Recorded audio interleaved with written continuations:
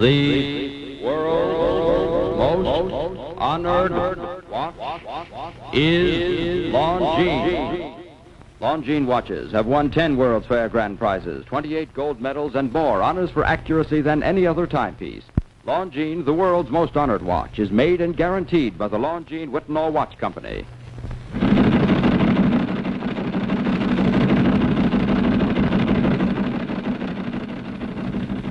It's time for the Longines Chronoscope, a television journal of the vital issues of the hour. A presentation of the Longines Whitnall Watch Company, maker of Longines, the world's most honored watch, and Whitnall, distinguished companion to the world-honored Longines. Good evening, this is Frank Knight. Our guest on the Longines Chronoscope this evening is Princess Alexandra Kropotkin, a direct descendant of the first Tsar of old Russia. Her father was exiled from Tsarist Russia because of his liberal views. Princess Kropotkin returned to Russia in 1915, lived there through the early days of the revolution, and it was her fate to be imprisoned by the communists. In time, she escaped to America and has since worked for the liberation of her people. May I present Princess Kropotkin. Our co-editors are Mr. William Bradford Huey, editor of the American Mercury, and Mr. Henry Hazlitt, political economist and associate editor of Newsweek magazine.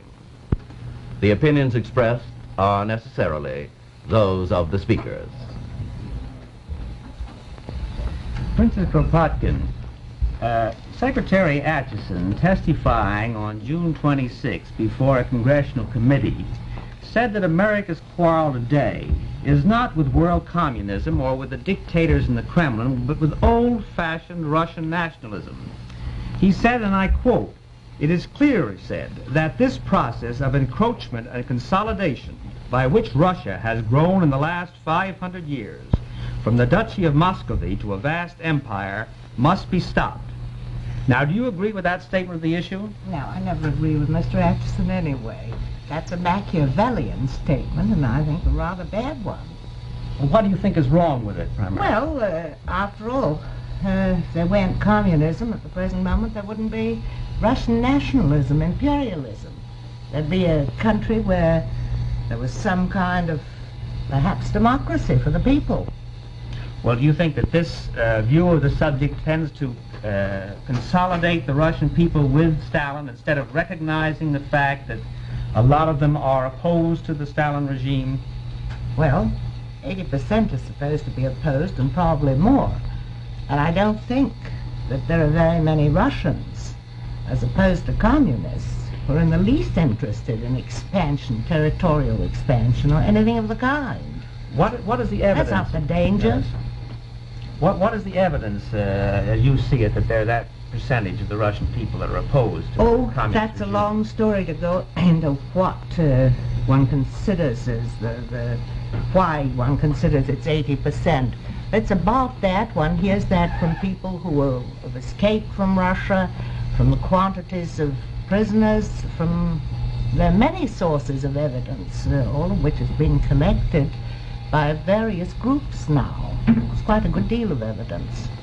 What do you think is the main thing that can be done to take advantage of that situation? We have these potential allies in Russia.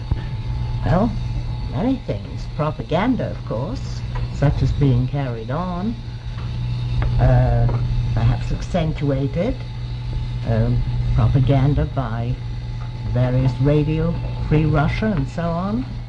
That is playing quite a part already. Yes, Bill? Pardon me, but I think the American people would like to hear something from you about actual life in Russia. And one of the things that we hear a great deal about are Russian secret police. Now, in America, where nobody's afraid of a policeman, the average American finds it difficult to believe all the stories we hear about the effectiveness of the Russian police. Now, how is it possible for the Russian secret police to cause such terror among the people? Well, first of all, it's a quantitative thing. You see, under the Tsars, the secret police, the Okhrana, was a personnel of about 5,000 people. In Russia today, there are over 2 million MVD agents and so on. That's the Russian Communist Secret Police. Yes, and how many people, how many Russians would you estimate have been put in concentration camps? Well, that estimate varies. It varies from 12 to 20 million people. And how many were how many political prisoners were there in an average year under the Tsar? Oh, the figure never exceeded much over 50,000. That was in prison and in exile and so on.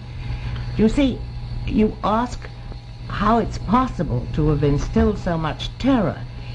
First of all, there is incredible poverty, and so much difficulty and energy goes into every little thing that people need for everyday life.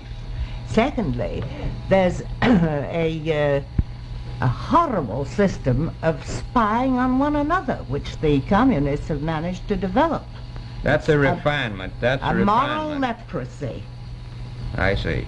And that's something that's new in the police system. Oh yes, there were people who denounced others and who spied, but not like it is now. Let me ask you, once a Russian is put in a concentration camp, is there any hope of release? Do they release any of them to come back home? Sometimes some get out. After they come out, they're usually only allowed to live in certain places, certain towns. Most of them come out in such a fearful state that they have finished anyway. They come out to die. And very few do get out of concentration camps. Really, they aren't concentration camps, they're prison camps. But then the whole of Russia's a prison camp, practically, anyway. Mrs. Kropotkin, there's certain facts which, to a lot of Americans, wouldn't seem to jibe with this belief that the large majority of the Russian people are opposed to the regime. For example, they fought very well against Germany. The North Koreans, the Chinese communists are fighting very well. They're not surrendering in mass to the Americans in Korea. They seem to have a very good morale, and if the satellites have that good a morale, wouldn't it be a good supposition that the Russian soldiers would have an even better morale? Russians have always fought well. They've never been cowards. That's a trait of the Russian people. But you've also got to remember that a great many of the younger people who were born under communism, they don't like the regime. They would welcome something different. But when it comes to fighting an enemy, they'll fight for any kind of government. They'll always fight. But during World War II, an enormous number of Russians went over and formed even a battalion in Germany to fight back against Russia. They all hoped that the Germans were going to liberate them, and if the Germans had behaved decently to the Russians, they would have had a tremendous number of volunteers. As it was, there were nearly 1 million. So you think if our propaganda were right and our treatment were right, if we ever did get involved in a war, why, we would have wholesale desertions and there would be a quick collapse of the regime there, perhaps? Possibly, yes. I certainly think that propaganda, when it reaches the Russians, and a great deal of it does now, has an enormous effect. And also, if they knew what was going to happen to them. For instance, I don't know if you know this new word that's used not for deserters, but defectors.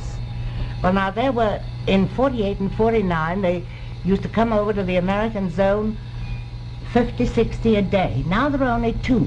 And the reason for that is that nothing special has been done for them.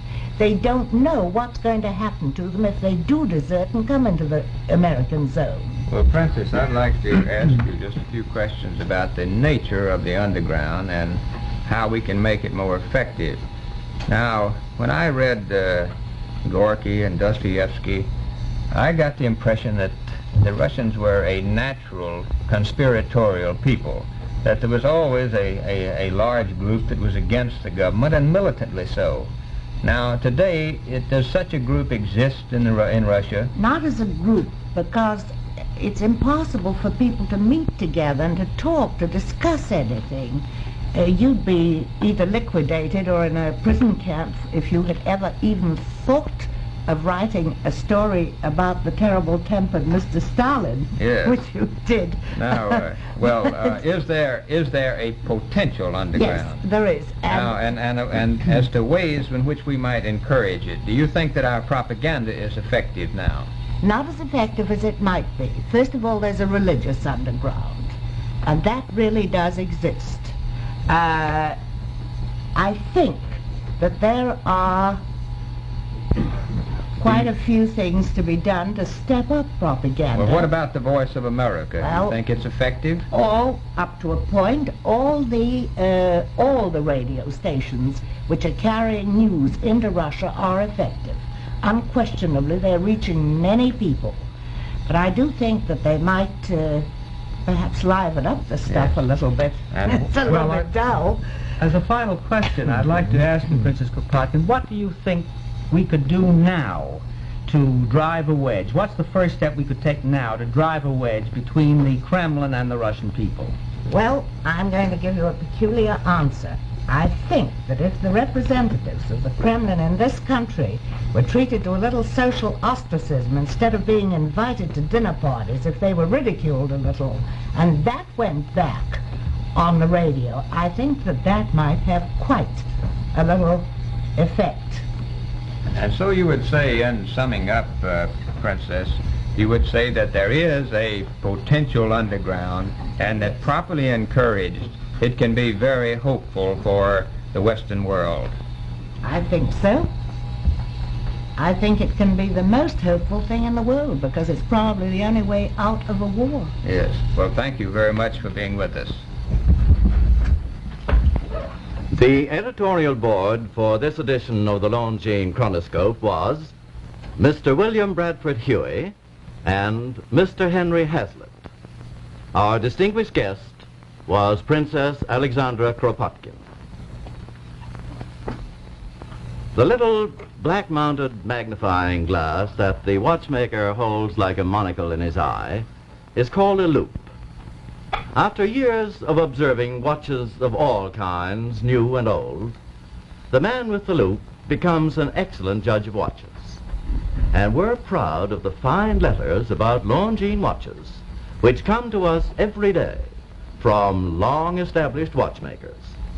A typical communication reads,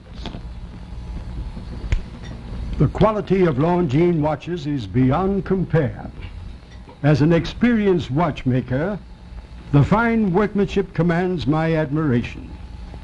After years of observation of Longines and other watches, I am convinced that no watch gives so much satisfaction as a Longines, nor lasts so long." Yes, indeed. The man with the loupe knows why Longines watches have won 10 World's Fair Grand Prizes, 28 gold medals, and so many honors for accuracy in fields of precise timing. Superlative quality through and through makes Longines the world's most honored watch.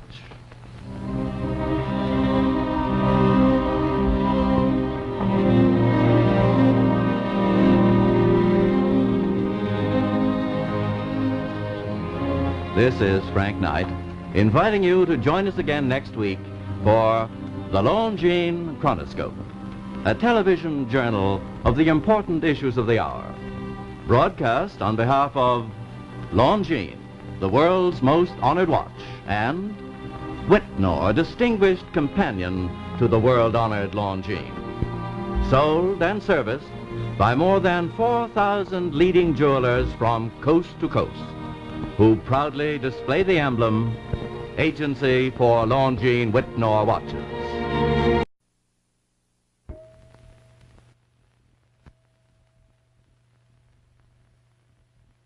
The world's most honored watch is Longines. Longines watches have won 10 World's Fair Grand Prizes, 28 gold medals, and more honors for accuracy than any other timepiece. Longines, the world's most honored watch, is made and guaranteed by the Longines Whitnor Watch Company.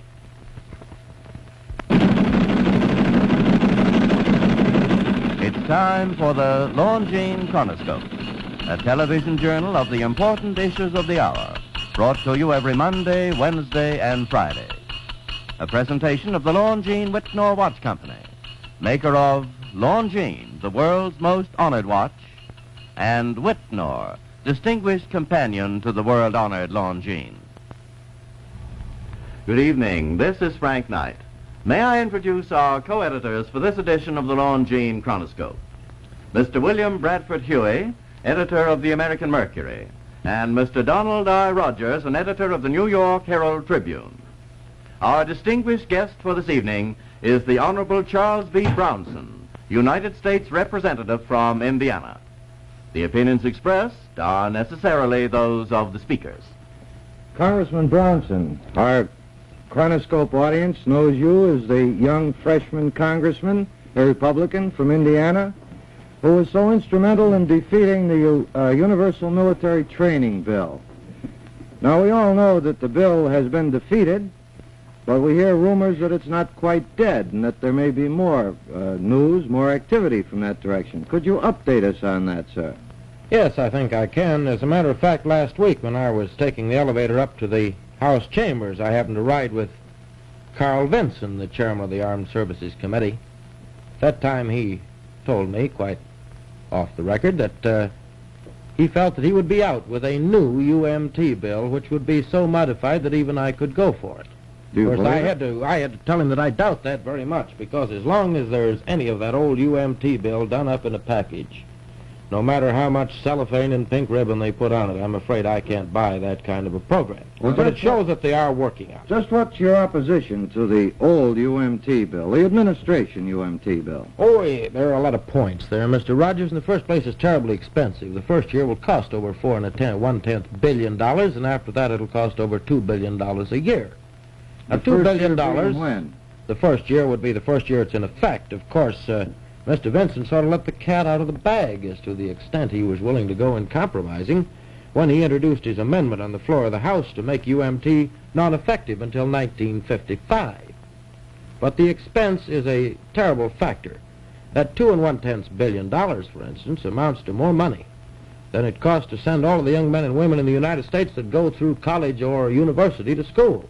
Well, now, sir, let's simplify this just a bit for our audience, many of whom have young sons. Now, is it true today, sir, that every young man approaching 18, every young American, must anticipate that he'll have to serve some time in military training? I think you're absolutely right, Mr. Huey. Of course, right now the draft is taking all of the available All right, now whether we call it draft or the UMT or whatever we call it, every able-bodied young man has to face some sort of military training now, doesn't he? Right.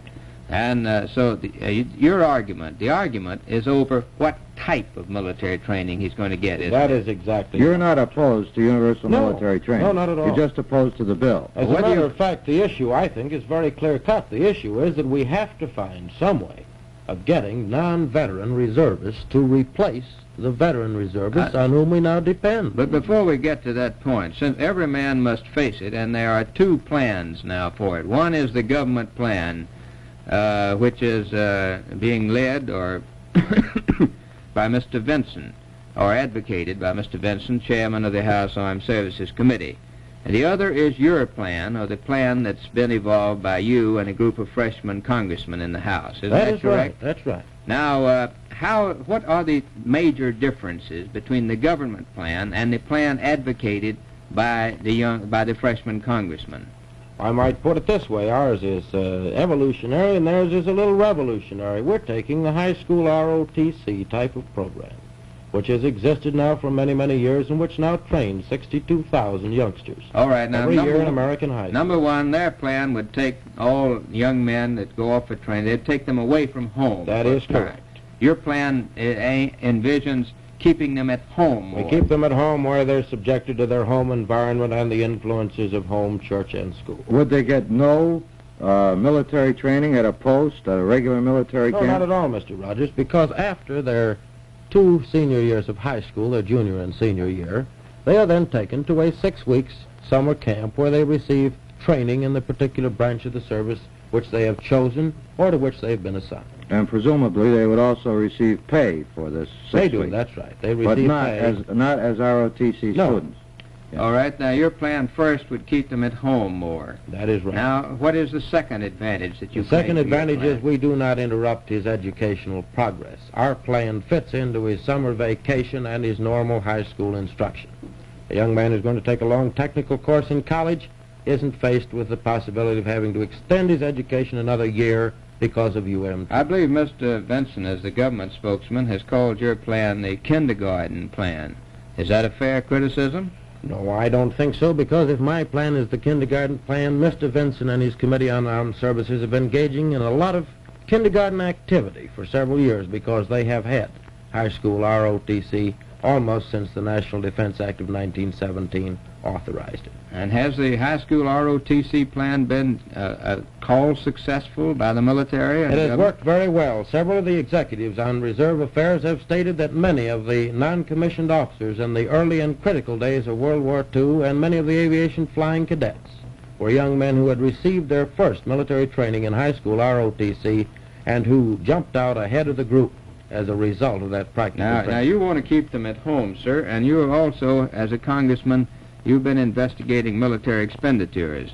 Now, will your plan be less expensive for the taxpayer than the plan advocated by the government?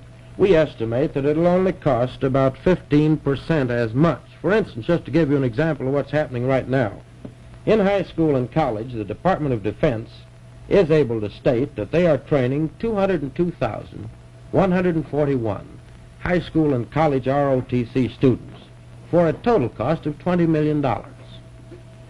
That includes all the instructors, equipment, that type of thing. Out-of-pocket expense is actually running $11.56 a piece a year. All right, now it's now costing... Contrasted to what, sir? Contrasted to the $2,100,000,000 which it will cost to train the trainees under the administration plan, which calls for one instructor for each two trainees. I mean per student. Now you say this is $11.56 per student? That's $11.56 plus about $100 that comes out of the $20 million. Yes. All right, now what would the UMT, the administration's UMT plan cost per student? About $2,800 to train one student for 6 months, which I think is a little high because I understand you can go to Harvard or Yale for $1,800 or $1,900 for a whole school year For 9 very months. comfortably. Yes. That's right. Now, it costs $2,800 for the government to train one young man for 6 months, That is right. and it costs $1,800 for a young man to go to Harvard for 9 months. That's right. And you think that that's too much money. I think something is wrong. I think there's a lot of empire building in there. A lot of new commands will be created and a lot of extra staffs and a lot of high commanders. Well, do you and stuff. contend that the military training the child, or we can't call him a child, the young man, the student will receive under your program will be comparable or as good as the military training he'd receive? Yes, under I the absolutely administration do. plan? If you stick to basic training, which is the only thing Congress ever authorized in Public Law 51, which is the basic legislation behind this whole plan. That's what we used to call branch immaterial That's training. right, in the exactly. infantry. I Yes. see I have a comrade in arms here. As a matter of fact, this whole scheme grew up through our belief that if you can take a young man and give him 4 years of college ROTC, 6 weeks of summer camp, and commission him as a second lieutenant to lead men in combat, you can certainly make a private out of a young man in the last 2 years of high school with a 6-week summer camp. Now, It has worked in the past, and I can't see why We it used should to make stop. second lieutenants in 17 weeks. That's right. And Now- some pretty good ones, I might add. Now, Congressman, you and your colleagues are freshmen congressmen. Yes. And you're challenging some of these old-timers who've been on the Armed Services Committee for 30 years. Now, what is there in your background that leads you to think that you might be an expert in this field? Well, as a matter of fact, I'm very humble about that whole thing. You see, as close as I can figure, Mr. Carl Vinson came into the Congress the day I was born. We offered this plan to the Armed Services Committee for their study. We offered this plan to the American Legion for study. We have tried to work with all of these groups that exist as far as we possibly can. But we are very proud that the common sense, practical approach of our plan made it successful in carrying the voice vote and the televote on the floor of the House of Representatives, meeting as the Committee of the Whole. Have you had training as a psychologist? Yes, I have. My college work is in psychology, and as a matter of fact, I was a personnel consultant on military duty at the start of my 5-year service in World War II. All of us who drafted this plan, you see, have seen this thing, not from the standpoint of the boys with the stars and the boys with the white gold and the cuffs, but all of us have been on the underside, training men and being trained. And we think that gives us some perspective. By and large, the Armed Services Committee is composed of a majority of non-veterans. Now, sir, we'd like, finally, we'd like you to give us your prediction as to what will happen in this struggle between the two systems, the government and the one what you're advocating. Well, my prediction is that the American people are going to evidence a continued interest. We have never had a flood of mail such as we had on UMT. If the American people want an American plan of UMT instead of a European Asiatic type plan, all they've got to do is let their own congressman know, and he's sitting down there waiting in Washington, waiting to hear from them, and he'll do what they want. Because in the wonderful American tradition, this is an election year. Well, thank you, Mr. Brownson. I'm sure that our audience has appreciated your views. Thank you for being with us, sir. The editorial board for this edition of the Longines Chronoscope was Mr. William Bradford Huey and Mr. Donald I. Rogers.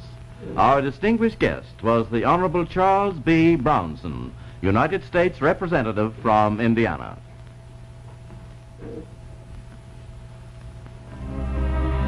Do you have the problem of selecting a gift of great prestige for someone important to you?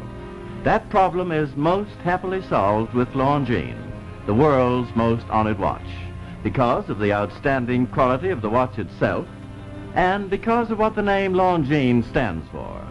To the whole world, Longines stands as the only watch in history to win the highest of all awards 38 times at World's Fairs and international expositions, including 10 grand prizes and 28 gold medals.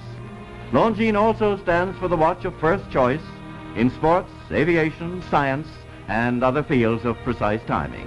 Longines stands for the only watch to be classified first at the 4 great government observatories, Washington, Geneva, Kew Teddington, and Neuchâtel. The gift of great prestige for any important occasion is Longines, the world's most honored watch. And throughout the world, no other name on a watch means so much. And yet you may buy and own, or buy and proudly give a Longines watch for as little as $71.50. Longines, the world's most honored watch. Premier product of the Longines Whitnall Watch Company since 1866, maker of watches of the highest character.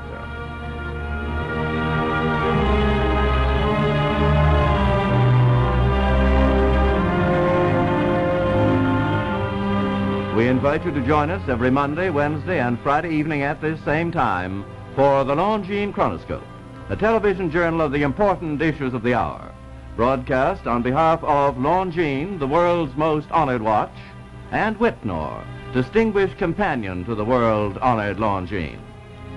This is Frank Knight, reminding you that Longines and Whitnall watches are sold and serviced from coast to coast by more than 4,000 leading jewelers, who proudly display this emblem, Agency for Longines Whitnall Watches.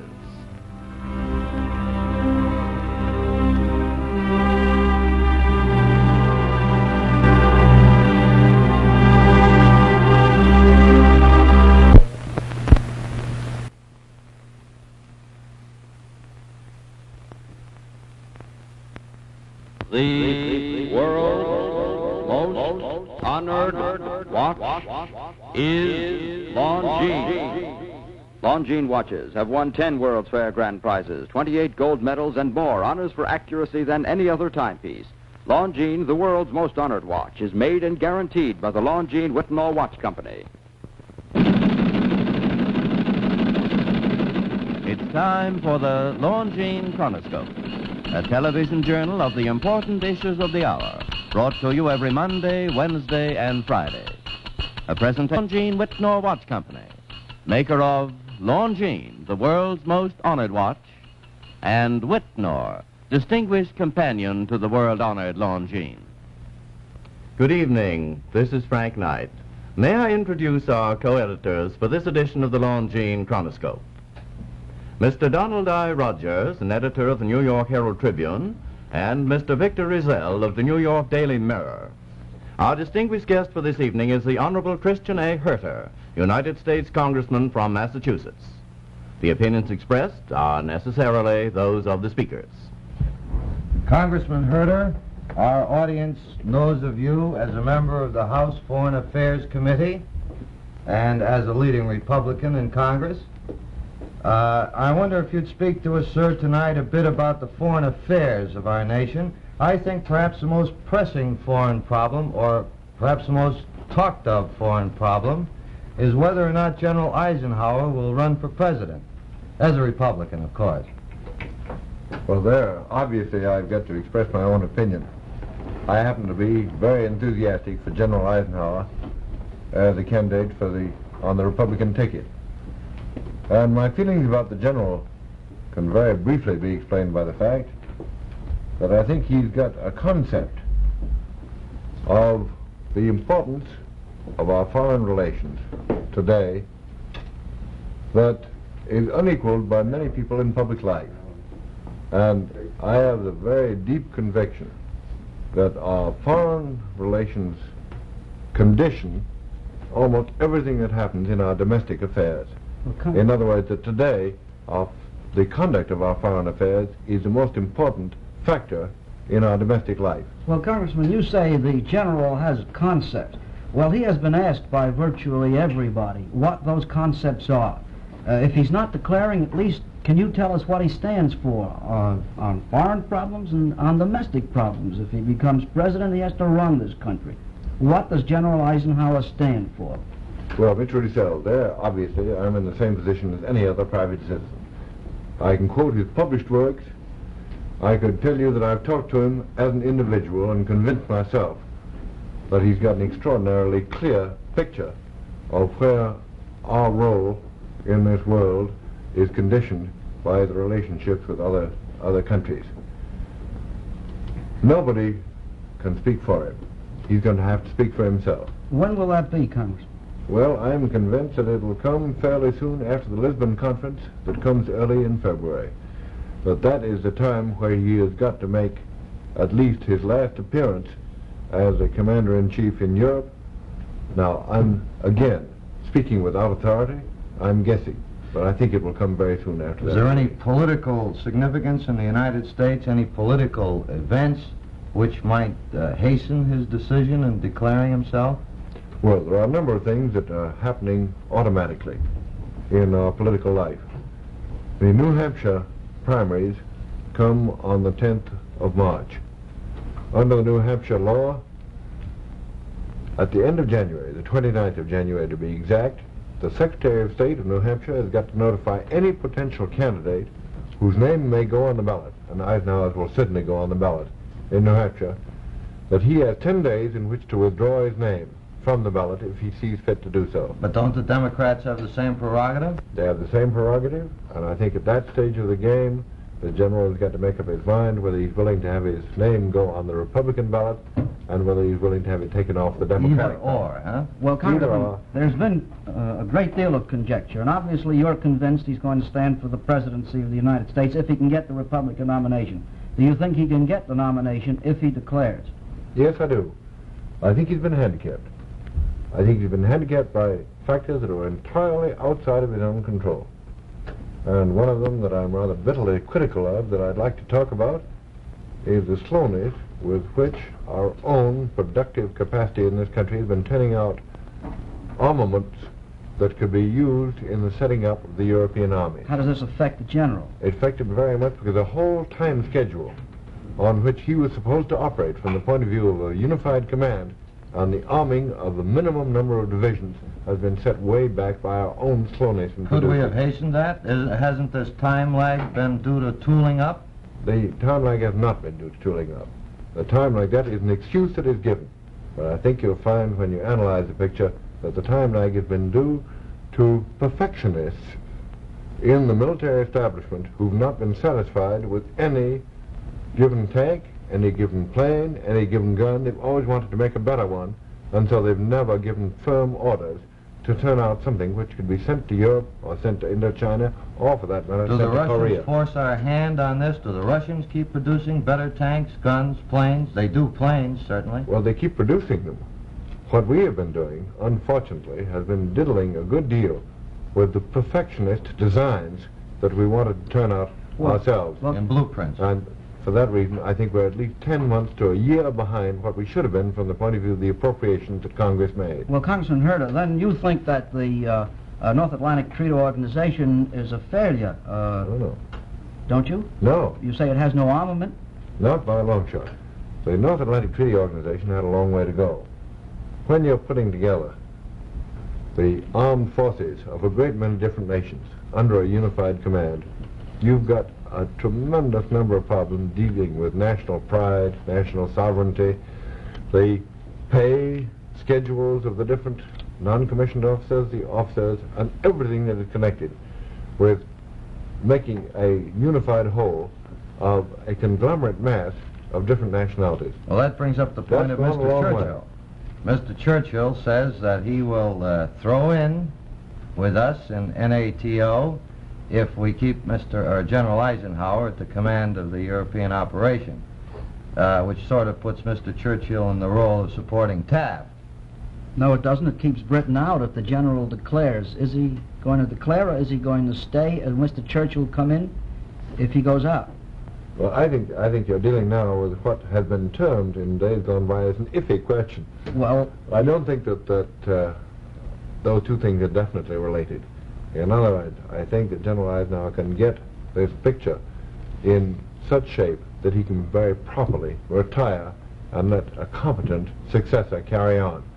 Would you The name Churchill that talk successor? about the individual that is the sine qua non of an effective organization, I don't believe in. but Congressman, that's not an iffy question. The Prime Minister of the British Empire, Winston Churchill, is a very determined man. He says he doesn't go in if the general goes out. Now, the general may declare, but what happens to the North Atlantic Treaty Organization if England doesn't come through? Well, you're a better judge of the timing of a news story than I am. Thank you, sir. On the other hand, Churchill's statement was made 2 days ago, and then it was followed by a very succinct statement as to his attitude toward the armament problem in Europe and the relationship of a unified Europe. And I have a feeling that his second statement completely overshadowed the first, and that the first, dealing with the inevitability of Eisenhower remaining in the picture, has now been superseded. May I ask this, if the general runs, I don't think this question has ever yet been asked, who will he run with? You're high in the Republican ranks, you're booming Eisenhower for president. Have you people considered a running mate for General Eisenhower? No, and I don't think that that is something that needs to be considered at this moment. The convention time is still 6 months away. Frankly, my primary consideration is getting Eisenhower nominated in the first instance. You have some doubt of that? Well, I've got doubt about that, because you've got certain factors today that are working against Eisenhower in the picture, and let's not minimize them. Which of those, sir? Well, today, with these scandals that are developing day after day, that are undermining people's faith in the administration's ability to carry on an honest administration in the tax department, in a lot of various departments, the post office department, and other departments of the government, there is a growing conviction that the Republicans can win with any ticket whatsoever. A dangerous supposition, isn't it? I mean, for the Republicans. Well, from my point of view, it is. I think we've been deluded by that same illusion, if you want to call it that, before. Yeah. I don't want to see us do it again. And by any candidate, you mean Senator Taft? Well, I mean Senator Taft, and I'm not minimizing Senator Taft as an individual. I've been a personal friend of his for 30 years. But Senator Taft is a fine individual who, from the point of view of the ordinary rules of the game, would be entitled to the nomination for his contribution to the party. Do you think he can win, sir? If not, My principal reason for feeling so strongly about Eisenhower as a very able and competent person is that I think that he can win, and that he has a very much better chance of winning, and I think that's terribly important from the point of view of the future of this country. Well, Congressman Herter, we certainly appreciate you coming with us. You have enlightened us a good deal about General Eisenhower's chances and his campaign. We appreciate you being with us tonight. Thank you, sir. The editorial board for this edition of the Longines Chronoscope was Mr. Donald I. Rogers and Mr. Victor Rizal. Our distinguished guest was the Honorable Christian A. Herter, United States Congressman from Massachusetts. The worldwide prestige of Longines watches is proof of their unsurpassed dependability and accuracy. These qualities are the result of the extraordinary excellence in the design and the manufacture of the Longines watch movement, the beating heart of every Longines watch. Here is the matured product of the skill and experience acquired through 85 years of watchmaking. The ultra-slow motion camera reveals the smooth, flawless mechanism of the Longines balance assembly, the guardian of the accuracy of the watch. Through his magnifying glass, the skilled watchmaker sees, in addition, the precious hand finishing of essential parts, which makes the Longines watch so superior, so outstanding. Yes, there are tangible reasons why Longines watches have won 10 World's Fair grand prizes, 28 gold medals, and so many honors for accuracy in fields of precise timing. When next you buy a watch, for yourself or as a gift, remember, if you pay $71.50 or more for a watch, you're paying the price of a Longines, and you should insist on getting a Longines, the world's most honored watch, premier product of the Longines Whitnor Watch Company, since 1866, maker of watches of the highest character.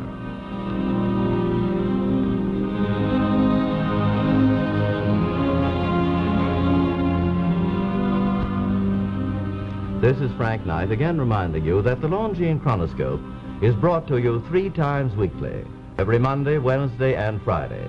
So won't you join us every Monday, Wednesday, and Friday evening at this same time for the Longines Chronoscope, a television journal of the important issues of the hour, broadcast on behalf of Longines, the world's most honored watch, and Whitnor, distinguished companion to the world-honored Longines, sold and serviced from coast to coast by more than 4,000 leading jewelers who proudly display the emblem Agency for Longines Whitnor Watches.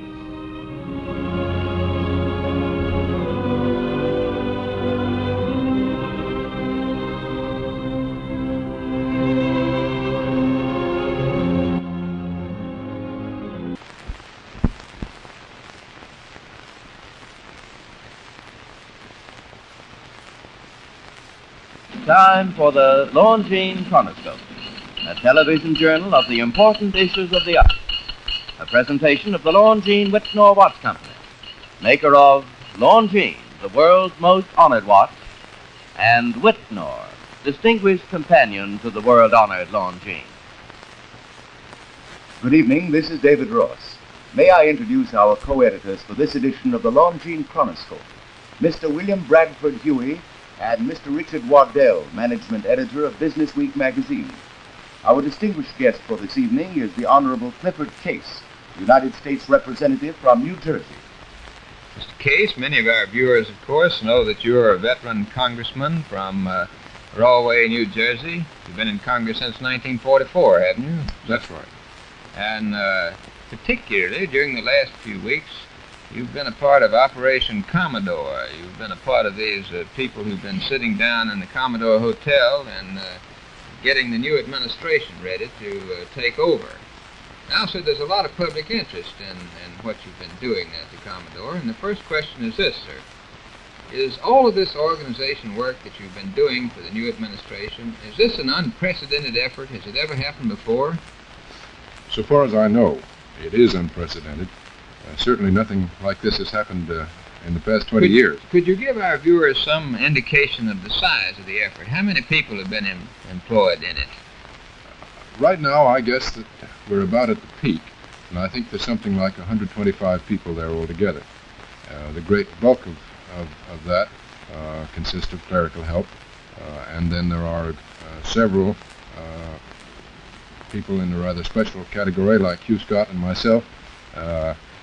Most of the rest of the men are people who are going into the new administration. And now you've been, everybody from General Eisenhower and Mr. Dulles on down, 125 of you have been reporting there for work every morning since the election and working? Pretty much. Your job, I understand, part of your job at least has been to collect some money to pay for this. Yes. Who will pay the final bill, or are the bills paid? They're not all paid, but I'm sure they all will be paid. We have had to raise money for this headquarters.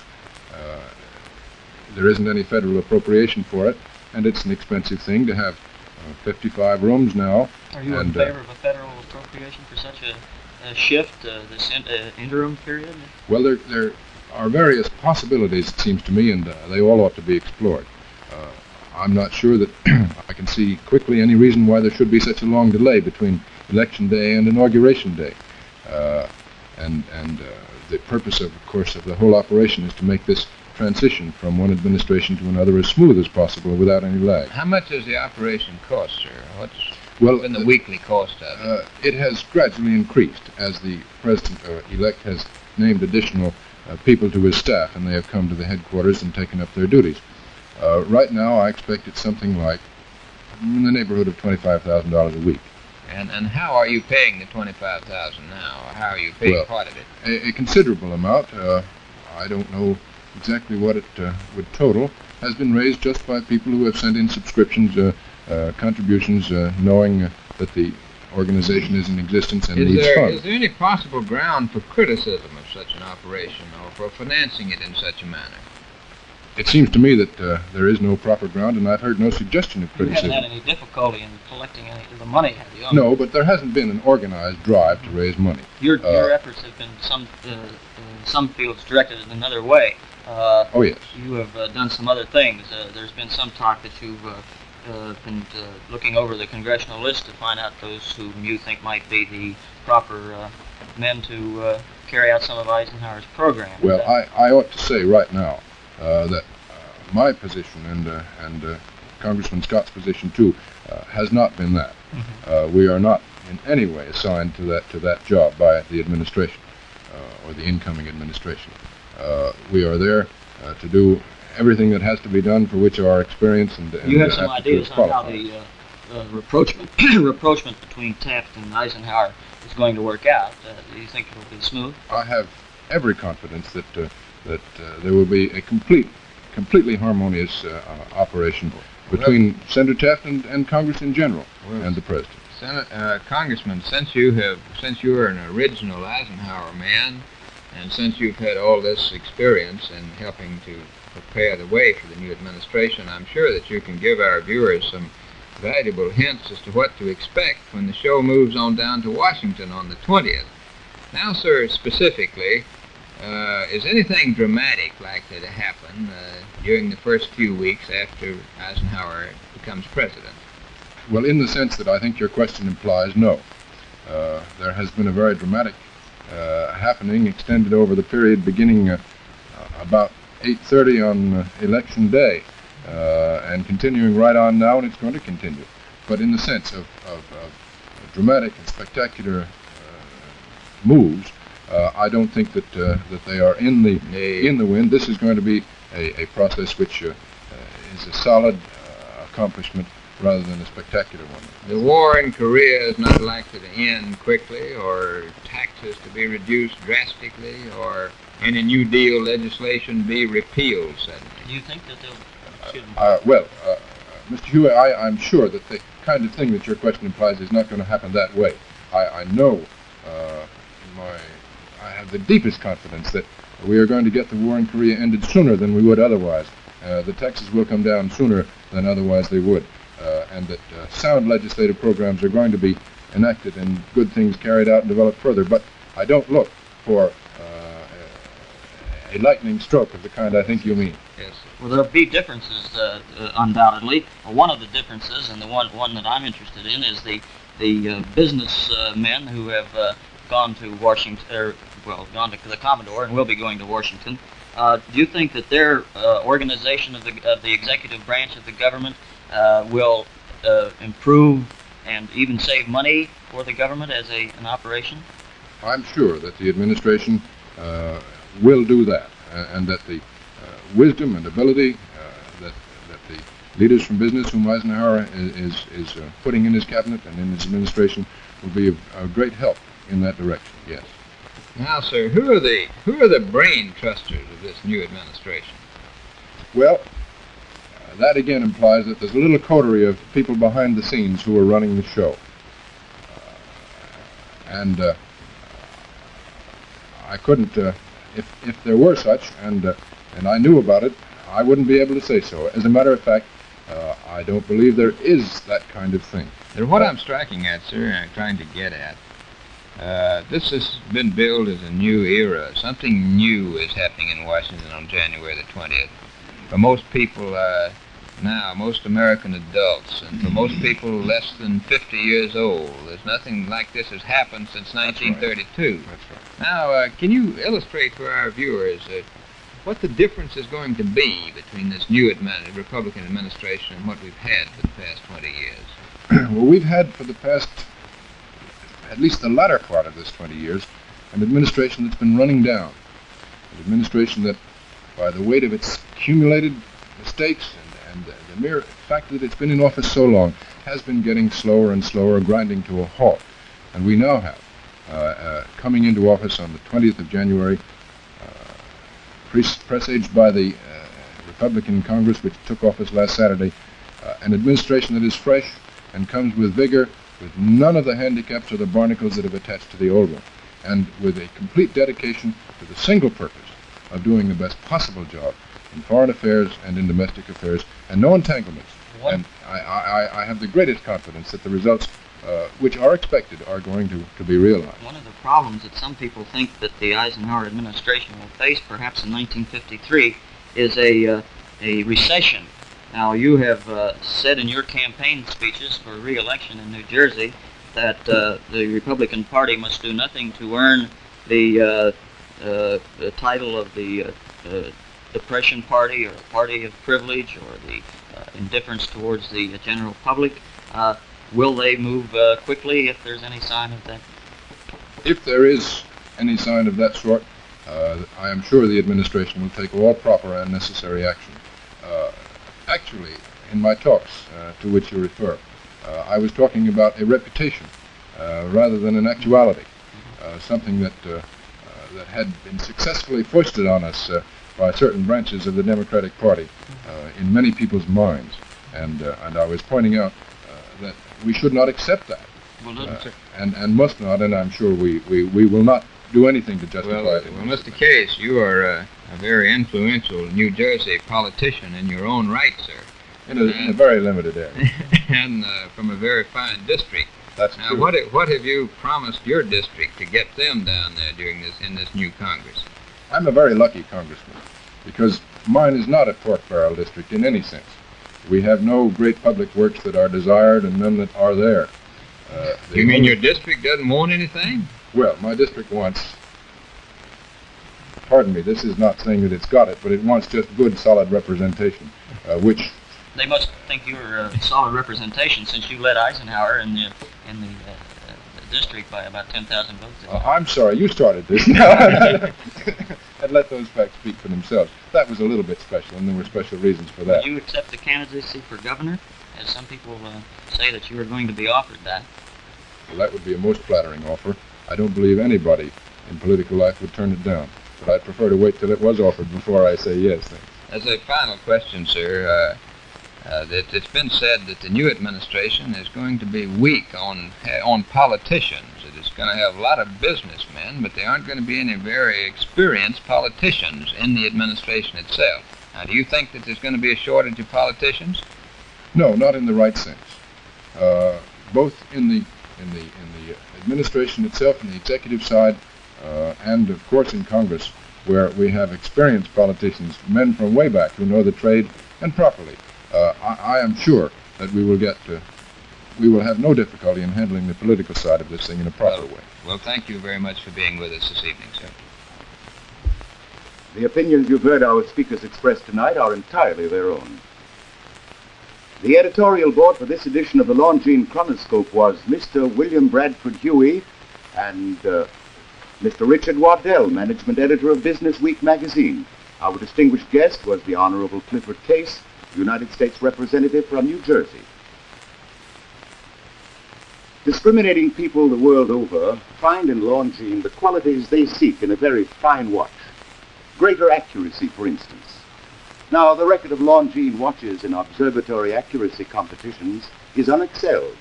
Over the years, Longines watches have established many records, won countless awards for individual watches and series of watches in the great observatories, Neuchâtel, Geneva, Washington, Kew Teddington. And of course, Longines is the only watch in history to win 10 World's Fair grand prizes and 28 gold medal awards. If you too are interested in a watch of superior quality, either for yourself or as an important gift, you will choose well to choose Longines, the world's most honored watch. For a Longines watch offers you exclusive styling, impressive appearance, greater accuracy, and the assurance of a long, long life. Yet you may buy and own or proudly give a Longines watch for as little as $71.50. Longines, the world's most honored watch, the world's most honored gift, premier product of the Longines Whitnall Watch Company, since 1866, maker of watches of the highest character. We invite you to join us for the Longines Chronoscope, a television journal of important issues of the hour, broadcast on behalf of Longines, the world's most honored watch, and Whitnall, distinguished companion to the world-honored Longines. This is David Ross, reminding you that Longines and Whitnall watches are sold and serviced from coast to coast by more than 4,000 leading jewelers who proudly display this emblem, Agency for Longines Whitnall Watches.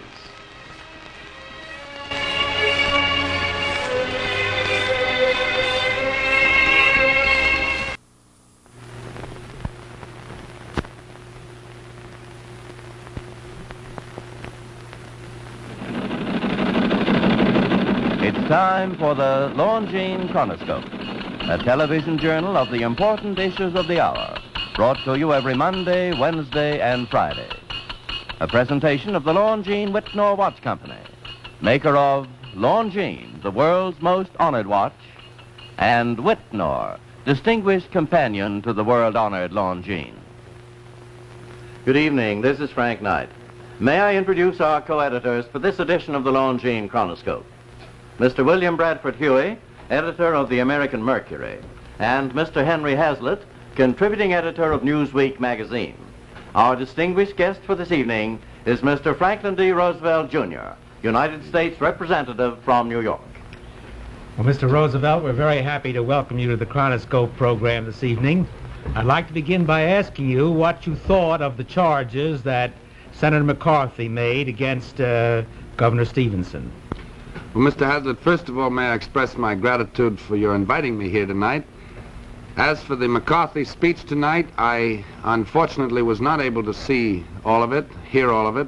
I did get the last part of it where the senator from Wisconsin was once again bringing in the affidavit that Governor Stevenson made in the Hiss trial, in which, of course, Governor Stevenson testified in writing by his affidavit only to the fact that when he knew Hiss in the State Department, Hiss then had a reputation, a good reputation in the community. And that was all. But Senator McCarthy, as usual, tried to read much more into it. Well, do you think that Governor Stevenson showed good judgment in making that deposition? I think that as an attorney and as a citizen, in our procedure of justice in the courts, he had an obligation to state what he knew about the reputation Hiss had in the community at that time. It was not his opinion of Hiss's reputation, it was his opinion of the reputation Hiss had in the community at that time. Well, granted that he had the duty to speak, if he thought that a perjurer was a loyal citizen, did it show good judgment in thinking that? Well, of course, he had not been convicted of perjury at the time that Governor Stevenson made that affidavit.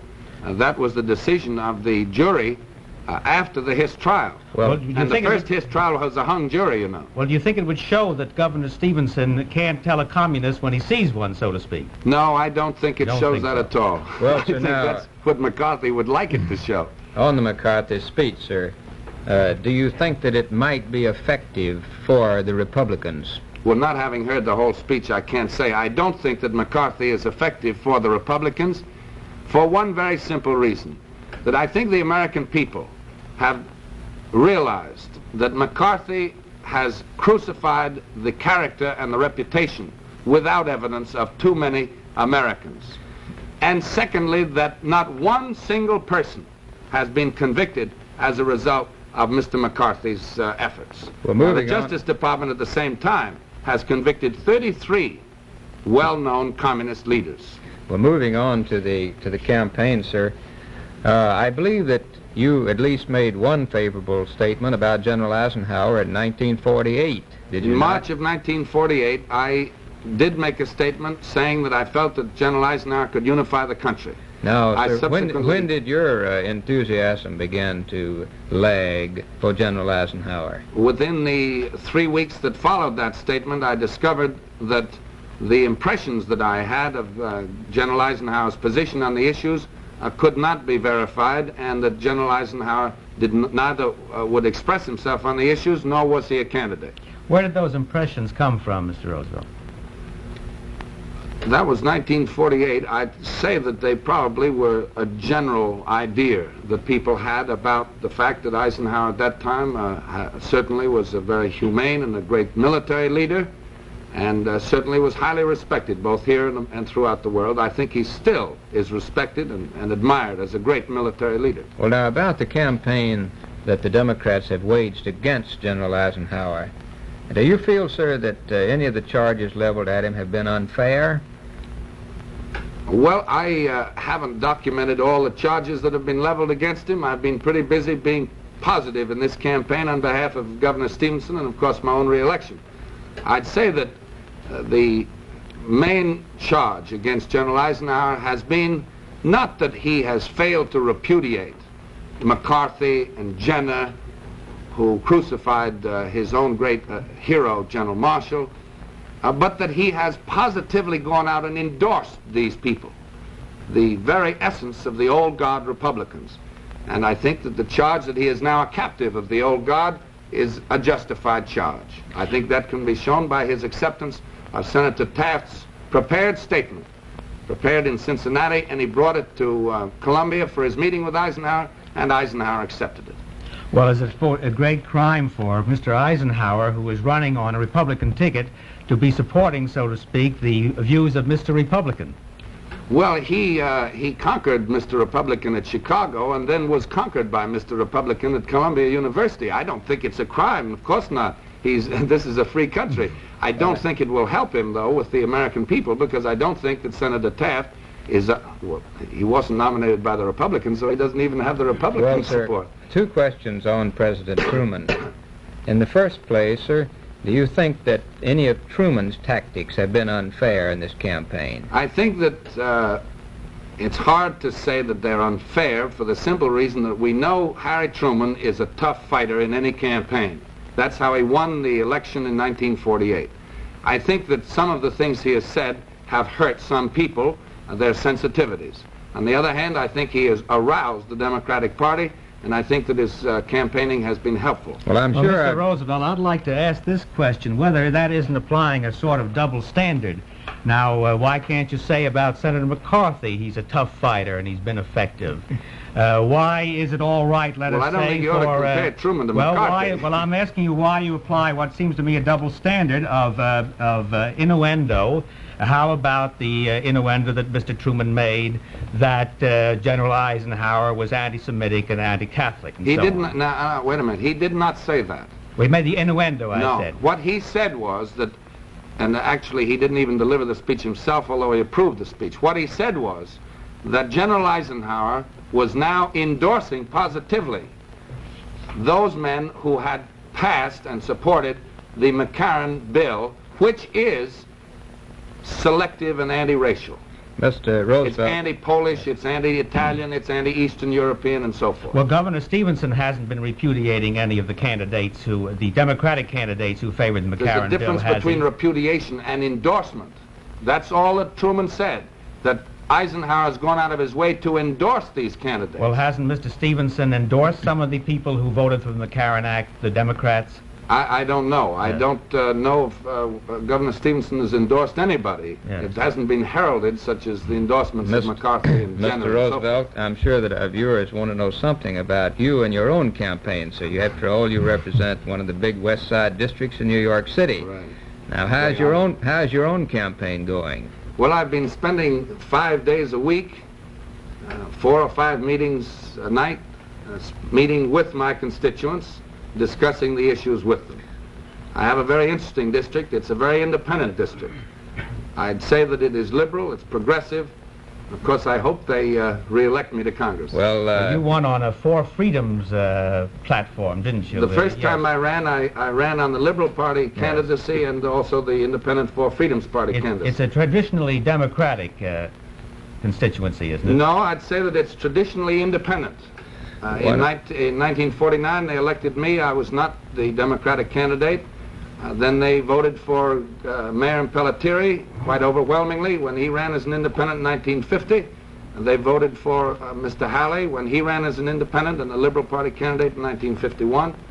And one other question about the family, sir. I believe that one of your brothers is supporting General Eisenhower. Now, yes. Is this unusual, a defection in the Roosevelt family like this? No, I don't think it's particularly unusual. We practice what we preach in the Roosevelt family. We believe in freedom of speech, freedom of thought, and the right of everyone to express himself freely if he feels called upon to do so. Frankly, though, I don't think Johnny's going to influence any votes. I don't think I am, but I think my mother is.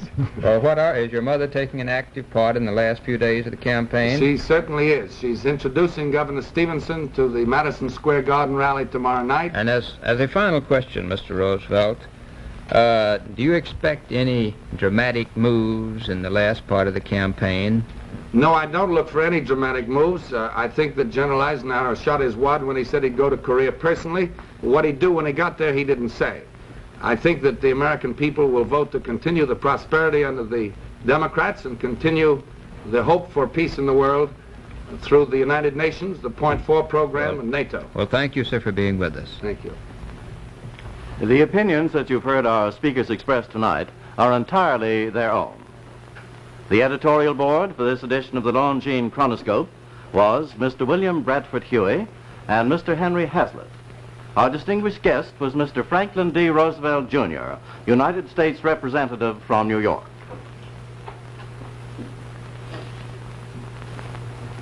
During the past weeks, the words of some of our speakers, spoken during the heat of the political campaign, have evoked considerable comment and occasional criticism.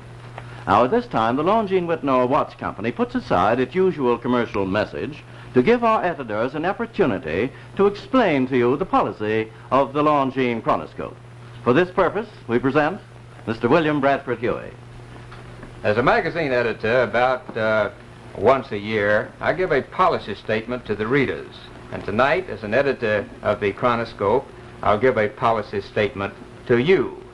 Longines Whitnall began this program first on a once-a-week basis, and now for more than a year we've operated 3 times a week over a very large nationwide network, and we are pleased that so many of you have liked the program. Now, here's what we do. Regardless of political persuasion, we bring the most important people in America right into your living room. We seat them comfortably, and then in a forthright but friendly manner, we ask them the questions that we think you would like to ask. And in doing this, we take risk. It's a hazardous business of bringing guests into other people's living rooms. And sometimes, when we bring a rather controversial character on one side or the other, you don't like him, and a great many of you protest. Now, when this happens, we are sorry. But quite honestly, what can we do? Neither I, nor the sponsors, nor the network exercise any control over what's said. We are not censors. We have to take the risk, you and I, of free speech. We ask the questions, and you take the risk for what answers you get. Then, too, we editors are often criticized because we don't rip into some guest, because we don't try to refute what he has to say or to embarrass him. And I particularly get criticized because as a writer I have some reputation as a ripper. But here we don't do any ripping. We don't smash any inkwells. And we are quite proud of the fact that in all our programs we've never had a guest who went away thinking that he'd been treated unfairly. So during our second year, we expect to bring you stimulating, provocative views from the most active men and women in the world. You examine them. You look into their eyes on these big TV close-ups, and you decide what you think of them. Now, that's our policy. Thank you.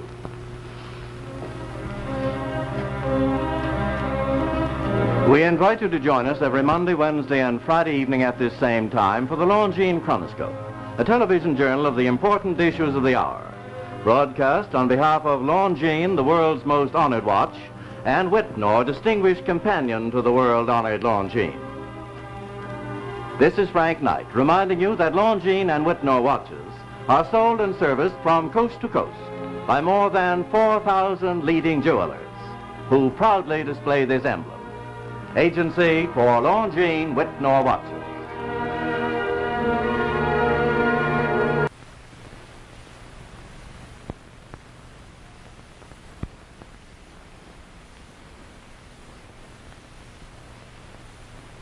Longines Chronoscope, a television journal of the important issues of the hour, brought to you every Monday, Wednesday, and Friday. A presentation of the Longines Whitnor Watch Company, maker of Longines, the world's most honored watch, and Whitnor, distinguished companion to the world-honored Longines. Good evening. This is Frank Knight. May I introduce our co-editors for this edition of the Longines Chronoscope? Mr. William Bradford Huey, editor of the American Mercury, and Mr. Gunther Stuhlman, associate editor of the American Mercury. Our distinguished guest for this evening is the Honorable Frederick R. Couder, Jr., United States Congressman from New York. The opinions expressed are necessarily those of the speakers. Mr. Couder, our audience, of course, knows that you are a distinguished and veteran member of the Congress of the United States. And tonight, since there is a lot of interest in the presidential campaign, some of our audience, I'm sure, would like to know something of the problems of the 435 congressmen who are running for re-election. Now, you, of course, are standing for re-election in your district, are you not, sir? That is quite right, and for your fourth term, I believe it is? I'm completing a third term and running for the fourth term. That's quite right. And what is your district, sir? The 17th district of New York that runs up and down the middle of Manhattan, on the east side largely, and part of it runs straight through to the East River from Fifth Avenue, and it goes down below Washington Square. Now, is that known as one of the silk stocking districts in New York? It was known as a silk stocking district when people wore silk stockings, but nobody wears stockings anymore, so I think possibly that's not... Would you say it's a typical district in the metropolitan area? I think it's a fair cross-section of the population of mid-Manhattan. Mr. Couder, do you think that now with Mr. Eisenhower having been nominated as the Republican presidential candidate, that your chances for your own re-election have improved? Well, I have very little doubt that with the ticket that we've got now, headed by General Eisenhower and my former colleague in the House, Senator Nixon, that we're going to win. I'm quite sure that in my own district, the Republicans will carry all offices from the president down. You are a Republican. Do you think that General Eisenhower is proving himself to be a good campaigner in the coming... I think he started off in great shape. I think the exchange between the president and the general the last 24 hours about the invitation to visit the White House and put Truman's yoke around his neck at the start were very much to the credit of the general. It showed he was very much on the job and very alert to the issues. You don't believe then, as some critics have charged, that General Eisenhower may not be the type of man who can make the case against the Democratic Party? By no means. I think he'll make the most of it, and I think he'll supply the most effective leadership. I think we're going to have a fine, smashing campaign that's going to result in victory, myself. And you think that that most of the Republican members of Congress who are carrying on their campaigns in their own districts, that they are satisfied with the national ticket and the help that they will get from the national ticket? As far as I've been in contact with them, yes. Of course, I can't speak for all 435. Well, now, in New York State, of course, is a pivotal state in this election, and there's a great deal of conjecture as to how the state will go. Now, in 1948, I believe the state went for Governor Dewey, but that was largely because, or may have been because, Mr. Wallace was running and polled a very large vote. Now, this year, without a third ticket in the picture, how do you think New York State's likely to go? Well, obviously, it will be a good deal more difficult to carry New York without the help of a split in the opposition. But I think all of our Republicans are going to stand firmly together. I think they're going to make this fight without reservation. I think the issues are very great and very important. And I'm personally confident that the people of New York will appreciate the issues sufficiently to throw out the Democratic administration in Washington and elect General Eisenhower. Well, now, the various voting groups in New York, do you think that General Eisenhower will run strong among the labor groups, the labor union groups in New York State? It's my own impression that there's a very large element among the so-called labor vote that will vote Republican. They voted Republican before. And not so long ago, if you'll remember, a great many of them must have voted for Bob Taft in Ohio when he was re-elected. And I think they're tax conscious, and I think they're conscious of inflation, and I think a great many of the so-called labor vote will support the Republican ticket. Mr. Coudert, there has been a lot of talk about the so-called Negro vote. What do you think about the Negro vote in New York State? Well, of course, I can only speak for the Negro vote in New York State. My own impression there again, based upon my knowledge of that, Eisenhower is going to get a great deal of support, I think, from the Negro vote, and rightly so, because it's New York State, after all, that was the pioneer in the Anti-Discrimination Acts. I think the New York legislature was the first state legislature to pass the act. And I think many of our New York Negroes realize that there's far more chance of achieving their aspirations and objectives under a Republican administration in Washington than under a Democratic administration. Well, let's come quickly down to the problem in your own district, sir. Now, I believe the presidential candidates are waiting probably until Labor Day to launch their campaigns. Are you waiting until Labor Day to start your campaign? No, Mr. Huey, I am not. I have been campaigning unceasingly since about the 15th day of July, when opposition petitions were filed in the Republican primary. So I have a primary fight on my hands first, which comes to a head on primary day on August 19th.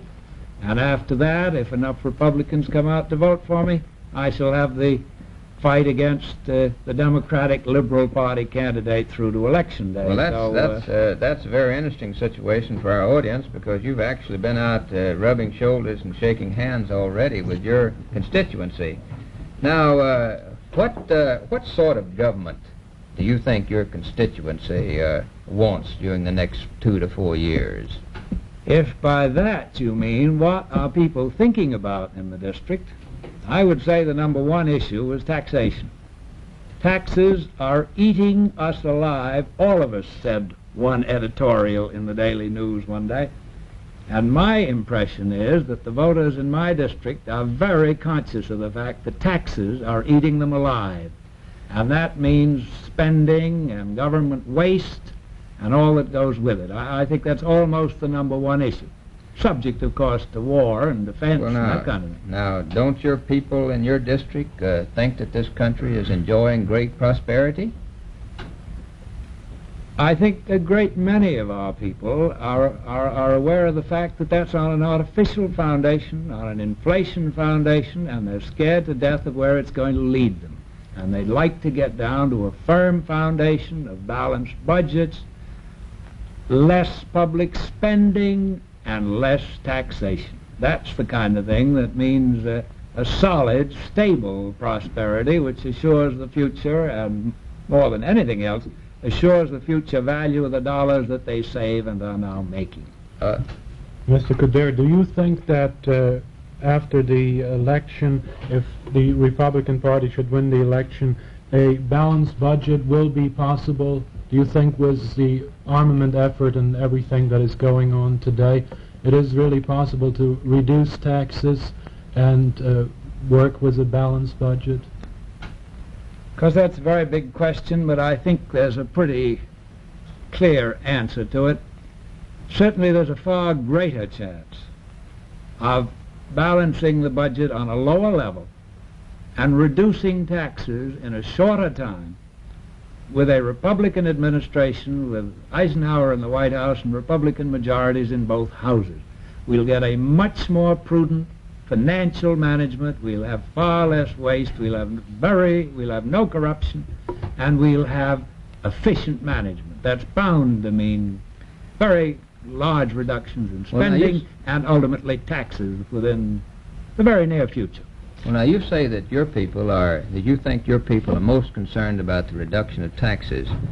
Now, is that because of some special characteristics of your constituency? I don't think so. You don't have any farmers in your... I don't happen to have any farmers, and I suppose perhaps it's because in a city district like mine, there are fewer people who are getting government handouts. So they're less conscious of the handout aspect of government than the pay-in taxes aspect of the government. Your constituents are on the paying in They're side. on the paying out end, and they're very conscious of it, and they don't like it a bit. I see. Now, sir, do you think this? Do you think that there are likely to be any surprises this year? Do you think this is likely to be an extraordinary election year in which things that even the political seers won't foresee? Do you think that on November the 5th, 1952, that we're likely to wake up with some surprises? Well, I think Governor Stevenson and the Democrats may have some surprises. It's my impression that there's a very deep-seated and passionate demand for a fundamental change in Washington. I think people are so anxious for a change that they're not going to accept any mere change of face, such as Truman to Stevenson. And they're going to insist upon the kind of a change that only comes with a change of party. You think that perhaps there's a large group in the center, for instance, that may surprise some of the people who are predicting the election results? That's my confident hope. I think that's what's going to swing the election. Well, Mr. Coderre, I'm sure that our audience has very much appreciated your views tonight, and thank you for being with us, sir. Thank you for letting me come. I've enjoyed it. The editorial board for this edition of the Longines Chronoscope was Mr. William Bradford Huey and Mr. Gunther Stuhlman. Our distinguished guest was the Honorable Frederick R. Coderre, Jr., United States Congressman from New York.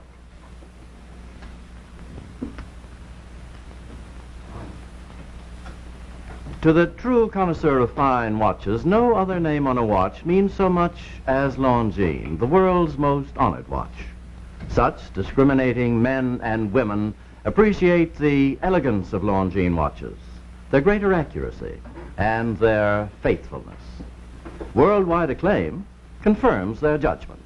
For among the world's fine watches, Longines alone has won 10 World's Fair grand prizes, 28 gold medal awards, and highest honors for accuracy from government observatories. Because of inherent accuracy and dependability, sports and contest associations the world over have made Longines their official watch. Yes, to the connoisseur of fine watches, no other name on a watch means so much as Longines. And yet, do you know, that you may buy and proudly wear or give a Longines watch for as little as $71.50.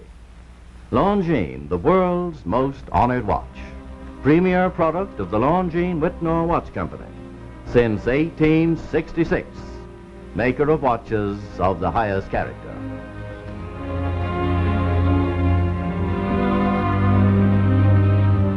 We invite you to join us every Monday, Wednesday, and Friday evening at this same time for the Longines Chronoscope, a television journal of the important issues of the hour, broadcast on behalf of Longines, the world's most honored watch, and Whitnor, a distinguished companion to the world-honored Longines.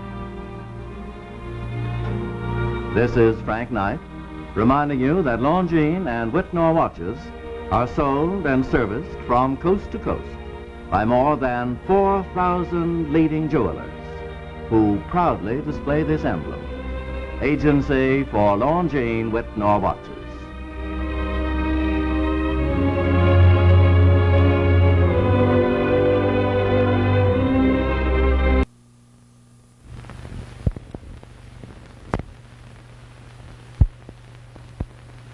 The world's most honored watch is Longines. Longines watches have won 10 World's Fair grand prizes, 28 gold medals, and more honors for accuracy than any other timepiece.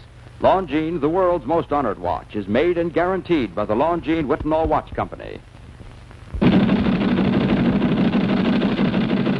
It's time for the Longines Chronoscope, a television journal of the important issues of the hour, brought to you every Monday, Wednesday, and Friday. A presentation of the Longines Whitnor Watch Company, maker of Longines, the world's most honored watch, and Whitnor, distinguished companion to the world-honored Longines. Good evening. This is Frank Knight. May I introduce our co-editors for this edition of the Longines Chronoscope? Colonel Ansel Talbot, an editor of the New York Herald Tribune, and Mr. William Bradford Huey, editor of the American Mercury. Our distinguished guest for this evening is the Honorable Frederick R. Couder, Jr., a United States representative from New York. The opinions expressed are necessarily those of the speakers. Mr. Couder, our chronoscope audience, many of them, remember that you inspired the investigation of communist activity in the New York schools recently, and particularly they know you now as a fighting member of the House Appropriations Committee who is trying to do something about what you think is excessive government spending. They're familiar with this rather sensational resolution that you have recently introduced. Now, as the first question, sir, will you tell us first what this resolution is that you've introduced in Congress? Fundamentally, Mr. Huey, this resolution provides the only practical method by which the people of this country can effectively save themselves from complete bankruptcy and stop spending at a reasonable level. All right, now it's a resolution to halt spending and to bring it to what you call a reasonable level. Now, specifically, how will it do that? The reasonable level that must be applied is the same level that every householder applies in his own personal affairs. The limitation must be available income. And available income, in this case, of course, means the proceeds of the intolerably heavy tax burden that the American people are suffering under today. And I say that our government must not and cannot go on spending more than the people are willing and able to pay in taxes, and that's precisely what this administration means to do unless we can stop them. Mr. Couder, these aren't normal times, and I wonder just how what you propose would cut into our proposed expenditures for the national defense and for foreign aid. Well, obviously, if any effective reduction is to be made in the fantastic proposals of the President to spend something like $85 billion for 3 years in a row, there must be some reduction in the enormous requests for military funds and some reduction in the foreign aid requests. Now, the the suggestion that there be such a reduction is obviously not revolutionary, because my resolution was specifically and expressly endorsed at the time I announced it by none other than former Ambassador Douglas, our United States Ambassador to Great Britain, who, as much as any other man, was responsible for the Marshall Plan and responsible for the development of the North Atlantic Treaty Organization. Now, Mr. Douglas said to me in a letter that a 71 limitation must be adhered to in order to save the solvency and security of the United States. Let's before we kick these billions around, sir, most of us don't know the difference between 70 billions and 85 billions. Now, you're telling us tonight that our taxes, these very heavy taxes that have been levied, are likely to bring in about 71 billions during 1952. Is that correct, sir? That is the President's own estimate. I see. Now, and do you believe that we have reached the wise limit for peacetime taxation? I haven't any doubt about it. But I don't ask you or our listeners to rely upon my opinion.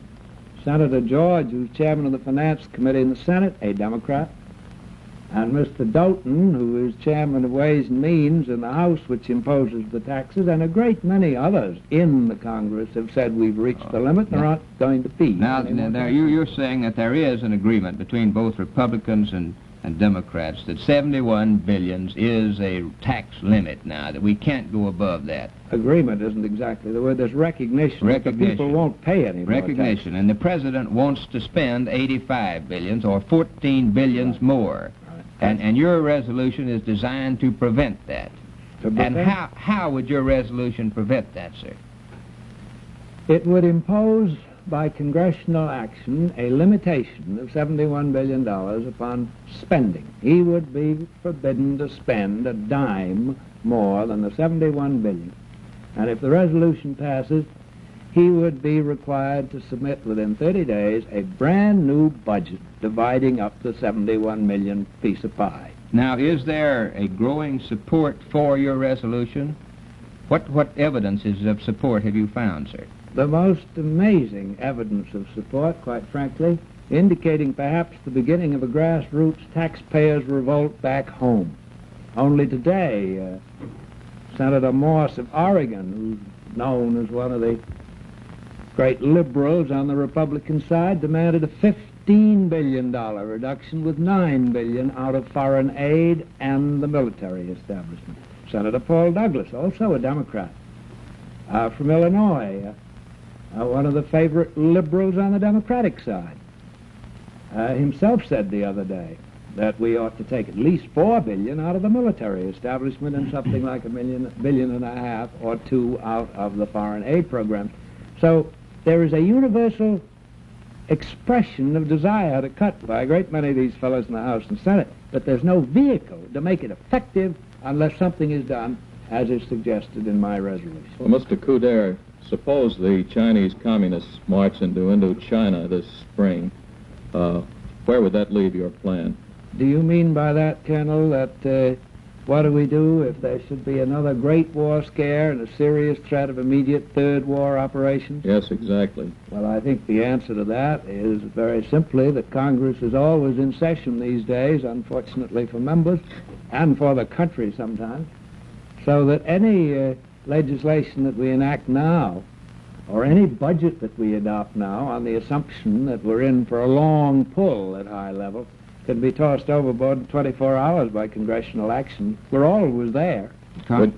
Would your budget plan prevent enactment of legislation for universal military training? I don't think it would affect the matter one way or the other. If the administration and the professional military honestly wanted a UMT and were honestly determined to develop a UMT as an alternative to the present intolerably large standing forces, there'd be enormous savings in it. But I'm not so sure they mean to use it that way. I'm going to wait and see. Congressman, for our listeners tonight, can you illustrate quickly just how these budget arguments in Congress affect the average American family?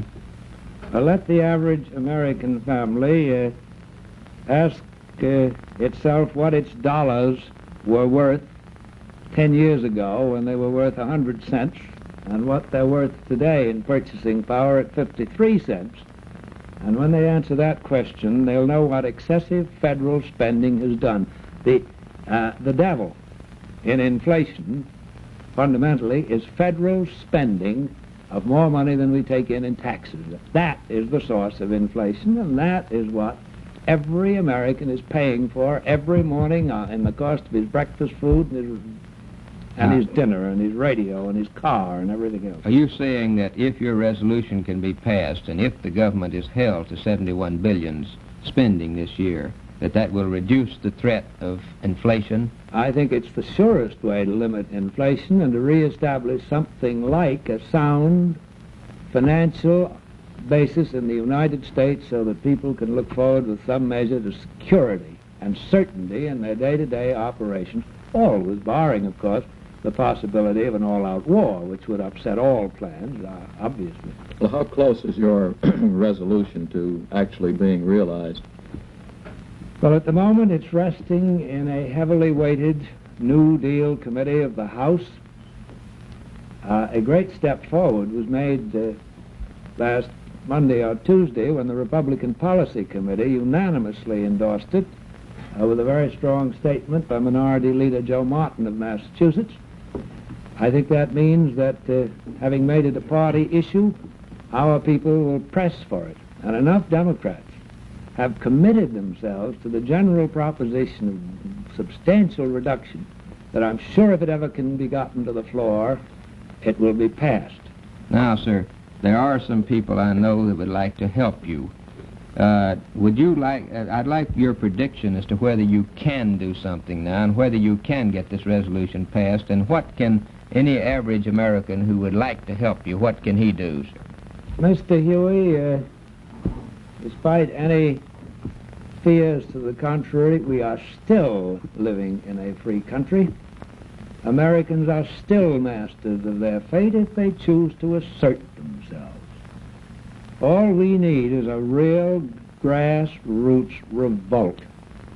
There is nothing more sensitive on earth than a member of Congress in an election year. All they've got to do is hear from the folks back home, and believe me, they'll get action.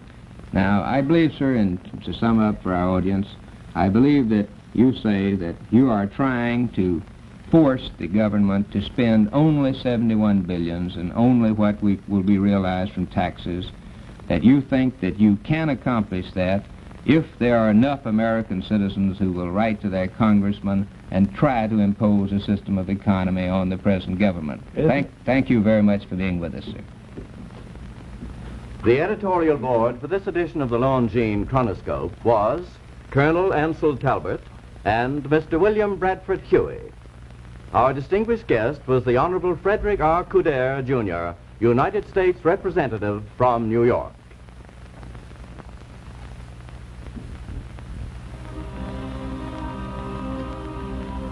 Travelers to the Olympic Winter Games at Oslo, from wherever they come, will find the familiar touch of home in windows of fine jewelry stores. Longines, the world's most honored watch, for the fame of Longines is worldwide.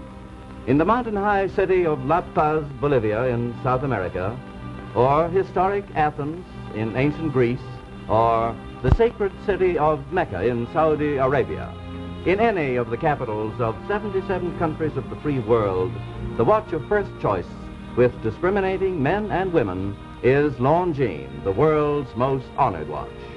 The only watch in history to win 10 World's Fair grand prizes, 28 gold medals, and highest honors for accuracy from the leading government observatories. These are Longines watches. And if you pay $71.50 or more for a watch, for yourself or as a gift, you're paying the price of a Longines. Why not insist on getting a Longines, the world's most honored watch, premier product of the Longines Whitnor Watch Company, since 1866, maker of watches of the highest character. Longines, exclusive official watch for the Olympic Winter Games of 1952. This is Frank Knight again. inviting you to join us every Monday, Wednesday, and Friday evening at this same time for the Longines Chronoscope, a television journal of the important issues of the hour, broadcast on behalf of Longines, the world's most honored watch, and Whitnor, distinguished companion to the world-honored Longines, sold and serviced from coast to coast by more than 4,000 leading jewelers who proudly display this emblem, Agency for Longines Whitnor Watches.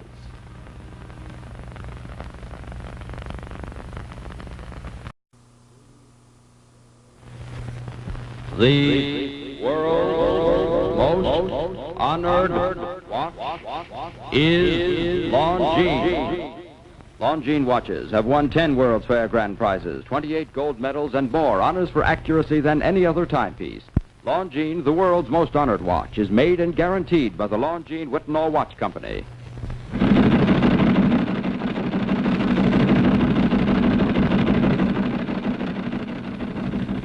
It's time for the Longines Chronoscope, a television journal of the vital issues of the hour. A presentation of the Longines Whitnor Watch Company, maker of Longines, the world's most honored watch, and Whitnor, distinguished companion to the world-honored Longines. Good evening, this is Frank Knight. Our guest on the Longines Chronoscope this evening is Princess Alexandra Kropotkin, a direct descendant of the first Tsar of old Russia. Her father was exiled from Tsarist Russia because of his liberal views. Princess Kropotkin returned to Russia in 1915, lived there through the early days of the revolution, and it was her fate to be imprisoned by the communists. In time, she escaped to America and has since worked for the liberation of her people. May I present Princess Kropotkin. Our co-editors are Mr. William Bradford Huey, editor of the American Mercury, and Mr. Henry Hazlitt, political economist and associate editor of Newsweek magazine. The opinions expressed are necessarily those of the speakers. Princess Kropotkin, Secretary Atchison, testifying on June 26 before a congressional committee. Many things. Propaganda, of course, such as being carried on, perhaps accentuated, propaganda by various radio, Free Russia, and so on. That is playing quite a part already. Yes. Pardon me, but I think the American people would like to hear something from you about actual life in Russia. And one of the things that we hear a great deal about are Russian secret police. Now, in America, where nobody's afraid of a policeman, the average American finds it difficult to believe all the stories we hear about the effectiveness of the Russian police. Now, how is it possible for the Russian secret police to cause such terror among the people? Well, first of all, it's a quantitative thing. You see, under the Tsars, the secret police, the Okhrana, was a personnel of about 5,000 people. In Russia today, there are over 2 million MVD agents and so on. That's the Russian Communist Secret Police. Yes, and how many Russians would you estimate have been put in concentration camps? Well, that estimate varies. It varies from 12 to 20 million people. And how many were how many political prisoners were there in an average year under the Tsar? Oh, the figure never exceeded much over 50,000. That was in prison and in exile and so on. You see, you ask how it's possible to have instilled so much terror. First of all, there is incredible poverty, and so much difficulty and energy goes into every little thing that people need for everyday life. Secondly, there's a horrible system of spying on one another, which the communists have managed to develop. That's a refinement. That's a moral leprosy. I see. And that's something that's new in the police system. Oh yes, there were people who denounced others and who spied, but not like it is now. Let me ask you, once a Russian is put in a concentration camp, is there any hope of release? Do they release any of them to come back home? Sometimes some get out. After they come out, they're usually only allowed to live in certain places, certain towns. Most of them come out in such a fearful state that they are finished anyway. They come out to die. And very few do get out of concentration camps. Really, they aren't concentration camps, they're prison camps. But then the whole of Russia's a prison camp, practically, anyway. Princess Kropotkin, there's certain facts which, to a lot of Americans, wouldn't seem to jibe with this belief that the large majority of the Russian people are opposed to the regime. For example, they fought very well against Germany. The North Koreans, the Chinese communists are fighting very well. They're not surrendering en masse to the Americans in Korea. They seem to have a very good morale, and if the satellites have that good a morale, wouldn't it be a good supposition that the Russian soldiers would have an even better morale? Russians have always fought well. They've never been cowards. That's a trait of the Russian people. But you've also got to remember that a great many of the younger people who were born under communism, they don't like the regime. They would welcome something different. But when it comes to fighting an enemy, they'll fight for any kind of government. They'll always fight. But during World War II, an enormous number of Russians went over and formed even a battalion in Germany to fight back against Russia. They all hoped that the Germans were going to liberate them, and if the Germans had behaved decently to the Russians, they would have had a tremendous number of volunteers. As it was, there were nearly 1 million. So you think if our propaganda were right and our treatment were right, if we ever did get involved in a war, why, we would have wholesale desertions and there would be a quick collapse of the regime there, perhaps? Possibly, yes. I certainly think that propaganda, when it reaches the Russians, and a great deal of it does now, has an enormous effect. And also, if they knew what was going to happen to them. For instance, I don't know if you know this new word that's used not for deserters, but defectors. Well, now, there were, in 48 and 49, they used to come over to the American zone 50, 60 a day. Now there are only 2. And the reason for that is that nothing special has been done for them. They don't know what's going to happen to them if they do desert and come into the American zone. Well, Princess, I'd like to ask you just a few questions about the nature of the underground and how we can make it more effective. Now, when I read Gorky and Dostoevsky, I got the impression that the Russians were a natural conspiratorial people, that there was always a large group that was against the government, and militantly so. Now, today, does such a group exist in Russia? Not as a group, because it's impossible for people to meet together and to talk, to discuss anything. You'd be either liquidated or in a prison camp if you had ever even thought.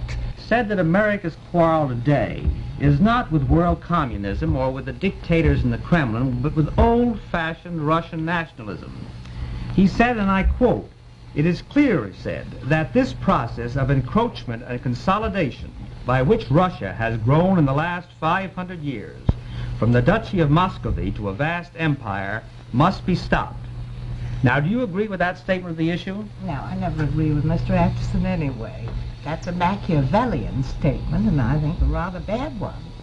Well, what do you think is wrong with it, primarily? Well, after all, if there weren't communism at the present moment, there wouldn't be Russian nationalism, imperialism. There'd be a country where there was some kind of, perhaps, democracy for the people. Well, do you think that this view of the subject tends to consolidate the Russian people with Stalin instead of recognizing the fact that a lot of them are opposed to the Stalin regime? Well, 80% is supposed to be opposed, and probably more. And I don't think that there are very many Russians, as opposed to communists, who are in the least interested in expansion, territorial expansion, or anything of the kind. What is the evidence? That's not the danger. Yes. What is the evidence, as you see it, that there's that percentage of the Russian people that are opposed to communist that's a regime? long story to go into what one considers as why one considers it's 80%. It's about that. One hears that from people who have escaped from Russia, from the quantities of prisoners, from there are many sources of evidence, all of which has been collected by various groups now. It's quite a good deal of evidence. What do you think is the main thing that can be done to take advantage of that situation? We have these potential allies in Russia. Well,